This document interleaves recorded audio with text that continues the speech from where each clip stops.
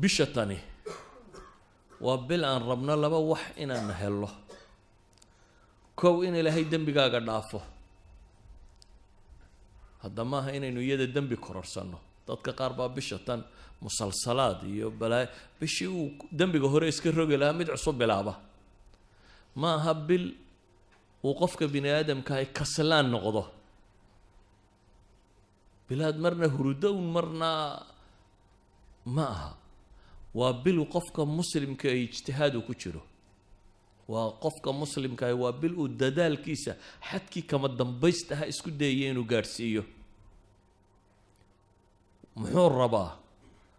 rabaa in ilaahay dambiga ka maydho wuxuu rabaa ajar inta ugu badan la inuu shaqaysto wuxuu rabaa inuu ku biiro min utaqaa'ih kuwa ilaahay naarta ka xoreynaya habeen walba naarta badh baa laga xoreeyaa bishatan oo dhan wadaaka fi kulli layla buu nabigu yidhi habeen walba ummadda muslimka qayb ka mid ah naarta laga xoreeya inaad u dadaasho sidii aad ugu biiri lahayd kuwa naarta laga xoreeyay ee inaad dembi kororsato maaha walidaalika baa caaisha markay tidhi ilaahay rasuulkiisiiyow haddiiba ilaahay haleeshiyo aan ku beegmo habeenkaasi laylatulqadriga ah maxaan idhaahdaa bay ku tidhi nabigu wuxuu yidhi waxaad tidhaha allahuma innaka cafuwun tuxibu alcafwa facfu cani ilaahu dembigayga rogdhe ilaahu icafi waxaad ku ducaysata habeenkaasi ha noqoto buu nabigu leeyahy calayhi salaatu wasalaam ilaahu cafi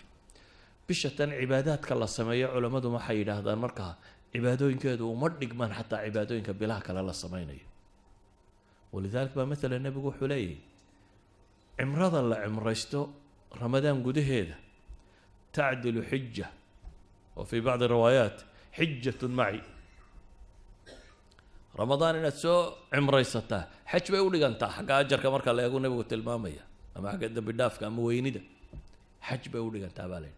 روايات كقاركود بقول لي بوح علي حج النبي محمد لحجتي حج وردن ماها حج وداد يرى عضي ماها حج النبي محمد لسعتي أيه يقول لي أنت هذا واحد لنا أيها الأحبة بشتني waa bil uu qofka muslimka ahi training galo waa course uu qofka muslimkii tadriib ku qaato tadriibkaasi kow wuxuu salaynayaa inuu uskaga iskaga maydho gaalnimada iyo dunuubta oo dhami waa najas waa najaasat alqalb kallaa bal raana calaa quluubihim maa kaanuu yaksibuun baa ilaahay tilmaamay qalbiga waxaa daxaleeyay maa kaanuu yaksibuun uskagoo dhan inuu qofku iskaga maydho waa waxa koowaad waa marka labaadee naar inuu ku xoroobo waa marka saddexaadee inuu ajar helo waa marka saddexaadee waa bil uu taqyiirkaba suurtageliyay qofka muslimka inuu noloshiisa bedelo waxyaaba bini aadamka ugu adag ee noloshiisa ka mid ah cunooyinka ka mid ah cunadaadii baa la raray waqtigaad wax cuni jirtay iyo waqtigaad seexan jirtay iyo wixii oo dhan baa la bedelay idan haddii waxyaabihii fastka ku ahaba la bedeli karo everything noloshaada ku tacalluqa waad bedeli kartaa you can change balwad ha noqoto caada xun ha noqoto dambe ha noqoto wax kasta oo nolosha ku tacalluqa waxay yidhahdaan culamadu bishatani waa shahrun litagyiir gebigeedba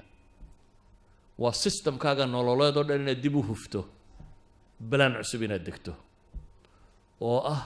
saad u xoroobi lahayd ee naf iyo shaytaan uga xoroobi lahayd walidaalika baa waxaa la bedelay waqtigaad wax cunaysay waxaa la bedeloo la cidhiidhiyey waqtiyadii waxaa la kordhiyey waqtiyada cibaadada nebi maxamed calayhi salaatu wasalaam acmaal gaaraa jirta uu bishan inoo sii tilmaamay waa kuwa ugu culus ee traininka lagu qaato traininada ugu culus kow dee isagu waa ramadaan waa wada garanay iyada in la soomayo waa garanay waxyaabaha ugu culus ee bishan la qabto waxaa ka mid ah nebi maxamed calayhi salaatu wasalaam waa bishuu malakul jibriil qur-aanka la daraasayn jiray malakul jibriil baa u yimaada nebi maxamed iyo malakul jibriil baa waxay daraaseeyaan kitaabka alle ilaahay hadalkiisa idan bisha tani bay culammadu yidhaahdaan waa bilu qofka muslimkii u xidhxidho inuu ku tadabburo ilaahay kitaabkiisa oo fahmo ilaahay muxuu nolosha ka rabaa inaan sameeyo وآخر وثيقة سمد كسو دكتا وبنادم لغو صحيه آخر هداية absolute value binaadamka loogu talagalay noloshiisa oo dhan inuu ku balaangaraysto ka waran madaxweynaha waddankan ama ra'iisul wasaaradda waddanku hadday waraaq ku soo dirto maalin walba aad akhriday laakiin weliga aanad fahmin maxaa lagu odhanayaa qofta yara khabal wax u dhiman yihiin baad u ekaanaysaa waraaq adiga dantaada ka hadlaysa oo kuu soo degtay oo aad gacanta ku haysato oo weliga aad akhriyaysuuna aad fahmaynin inaynu qur-aan dhan fahamna daaye faatixadaynu fahm weyne maalin walbana 17 jeer akhrino idan nabi maxamed calayhi salaatu wasalaam bishan wuxuu mudnaan gaara siin jiray qur-aanka iyo akhriskiisa qur-aanka iyo daraasayntiisa walidaalika baa culammadii waaweynayda muslimiinta rag ka midi xataa culumta kale ay dhigi jireen way joojin jireen ragga badh baa culumta kale ay dhigaan oo dhan imaamu maalik oo u soo xidhxidhan jiray xadiidka nebiga siduu u dhigayo waxay dhahaan bisha tan culamo badan baa cilmiga kaloo dhan joojin jirtay oo waxay odhan jireen bishana waa bishii qur-aanka akhriskiisa badiyaan imaamu shaaficiya waxaa laga sheegaa dee waxaynan inagu hawaysanaynin inuu bisha 60 jeer qur-aanka dhammayn jiray soo naqliyaan idan bishani waxa koowaad innagana waxaa laga yaabaa imaamka jis ku tukiya in la yidhahdo masaajidkaas waa masaajid salaad badan oo muxuu sameeyaa jis qur-aan uu ku tukiyaa waxaa laynaga rabay nebi maxamed calayhi salaatu wasalaam habeen buu salaad galay dabeetana saxaabi baa u yimi wuxuu yidhi iskaga xidho waa kan dee nebigiiba tukanayay waa ku xidhay dabeetana nebigu calayhi salaatu wasalaam faatixadii markuu ka baxay buu albaqara bilaabay waxaan sidhi buu yidhi dee kolley 100 aayadood meelahaasoo akhriyi doonaa waa dhaafiyey albaqaroo dhan buu dhameeyey buu yidhi waa 286 aayadood waa 2 jis iyo dheeraad albaqaroo dhan buu nebigu dhameeyey buu yidhi haddana albaqara marka uu dhammaynayey ayaan sidhi buu yidhi bes dabadee hadduu rukuuci doonaa suuratu nisaa buu bilaabay buu yidhi markaasuu iyana dhameeyey buu yidhi nebigu calayhi salaatu wasalaam markaasaan sidhi buu yidhi hadduu iska rukuuci doonaa markaasuu aali cimraan dib ka bilaabay buu yidhi haddana suuratu aali cimraan buu dhameeyey waa 5 jis iyo dheeraad ayuu hal ragca akhrinaya intaa waxaa ka mudan weliba wuxuu leeyahay aayad cadaab muu soo marin ilaa ilaahay buu ka magan gelayay meel tasbiixa muu soo marin ilaa wuu tasbiixsanay yacni qur-aan la leeya maahan qur-aan lagu tadabburayo la fahmayo wuxuu sheegaya laga jawaabayo oo ahaa isagoo salaada ku jira markuu tasbiixaad iyo xamdalo soo maro uu tasbiixsanay markuu soo maro cadaab iyo wax la mid ah uu ilaahay ka magan galay markuu nimco iyo janno iyo wax la mid ah soo maro uu rabbigii weydiisanay hal ragco ku tukaday hal ragco ayuu 5 jis iyo dheeraad akhrinaya xawaali idan nabigu calayhi salaatu wasalaam ramadaantii u dambeysay 2 jeer buu la dhameeyey qur-aanka daraasadiisii uu la dhameeyey kuma malakul jibriil idan bisha tani waa bilu qofka muslimkii u xidhxidho warbal ilaahay warkiisa faham horta rabbi waxa uu kuu sheegayo rabu samaawaati walard ayaa adiga kula hadlaya bidaatik dadka qur-aanka markay akhrinayaan cid kale ka fakeraan cid kale ka fakerin adigunbaa ilaahay la hadlaya qof walba gaarkiisa loola hadlaya waxyaabaha bisha tan uu aadka u qaban jiray nabigu calayhi salaatu wasalaam ama muslimiinta uu faray waxaa ka mid ah dee qiyaamu leylka taraawiixda salaada badan ee la tukanaya inaad salaadaha badsato waxyaabaha la isfaray waxaa ka mid ah bisha tan aadka loogu dadaalayo oo nabigu samayn jiray atasaduq sadaqaadka inaynu inagu wax cunnaa baynu badinay inaynu dadka wax cunsiino sidaa awgeed ayuu saxaabigii muxuu lahaa nabigu wuxuu ahaa mid deeq badan dee asliyan baa nabiga caadadiisa waxayd weligii wax la weydiiyey maya ma odhan aduu bal qiyaas qof wax la weydiiyey aan maya odhanin weliba dadku isku mid maaha markaan dadkaba cidi kaa dhex aqoon aad meelahagaas ka joogto cidda kugu soo beegmaysa wax ku moodaysaa dee waa dad yar waa in yaroo qaraaba iyo 2-3 saaxiib ahayd aynu cid kale bay wax ku weydiinaysa laakiin ka waran haddaad dad madaxdood tahay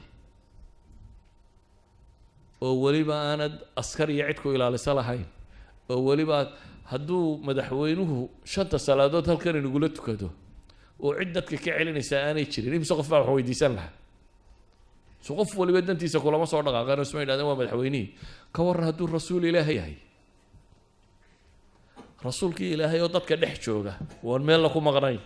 وشنت الصلاه بالله اركيو وهدنا ولقي وحلا ويدي ان ما يقرنن وحلا ويديي ان قط ما يقرنن هدنا isagoo sidaas noloshiisu ahayd ayaa la yidhi haddana ramadaan وكان أجود مما يكون وحاهان شري في رمضان بشهر رمضان وقد يقبضنا بلا كلون بالله هذا انتو بشهر بحيو ويكقد السنين وحبيحنتي سكر ريح المرسلة ويهيد بحديث المامية سيدي ضبايل دبانيسا ضبايل ببانيسا ما دبانيسا أيوة لا مدى يعني النبي عليه الصلاة والسلام قعنتي سوي في الري بشتاني وبالمركات ضدك مسلمين تي التكافل الاجتماعي سنة حريستان فقراء وحلسية مساكين وحلسية قرابة الله حريرية طلق الله حريرية ادوال بو حلسية يا ابو النبي بيشن سمين شري وحكم ده iyadoo cibaadadiisu ay saa u badanto haddana bisha qayb ka mid ah dunidaba ka sii go'i jiray marka horeba bisha cibaada lagu jiray haddana qayb kaloo bishan ka mid ah buu ictikaaf wax la yidhaahdo samayn jiray 10 maalmood 20 ma waa ictikaafa ictikaafku waa maxay waa inuu qofku masaajidka isku xareeyo aanu dib uga bixin ilaa lidaruura inuu ama masquultiga iyo ama cunno la siinayo wax allaaliyo wuxuu ka maarmi karo inuu ka maarmo albaabka masaajidka inaanu istaagin oo marka masaajidka gudihiisa maxaa laga qabanaya dadka barba inta ictikaafka ku soo xaroodaan hurdo uun haddana hurdo looma soo xaroodo dad seexanaysa gurigaaga waad seexan lahayd waxaa loo soo xaroodaa in cibaadada la maximize gareeyo bishii waa sii dhammaanaysaaye 10ka dambe inaad goosato markaa the last days baad ku jirtaa 10ka maalmood ugu dambeeyana nabigu calayhi salaatu wasalaam uu ictikaafi jiray